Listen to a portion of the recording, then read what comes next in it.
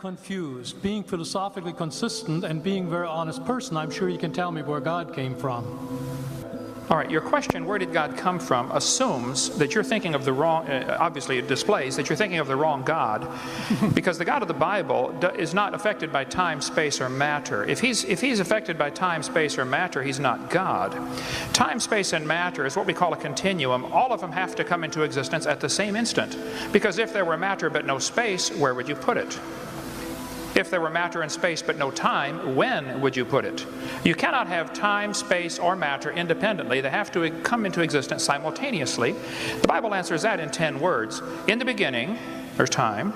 God created the heaven, there's space, and the earth, there's matter. So you have time, space, matter, created a trinity of trinities there. Just, time is past, present, future. Space has length, width, height. Matter has solid, liquid, gas. You have a trinity of trinities created instantaneously, and the God who created them has to be outside of them. If he's limited by time, he's not God.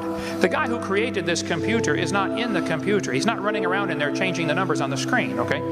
The God who created this universe is outside of the universe. He's above it, beyond it, in it, through it. He's unaffected by it. So the concept that a spiritual force cannot have any effect on a material body, well then I guess you'd have to explain to me things like emotions and love and hatred and envy and jealousy and rationality. I mean, if your brain is just a random collection of chemicals that formed by chance over billions of years, how on earth can you trust your own reasoning processes and the thoughts that you think? Okay, so your question, where did God come from, is assuming a limited God.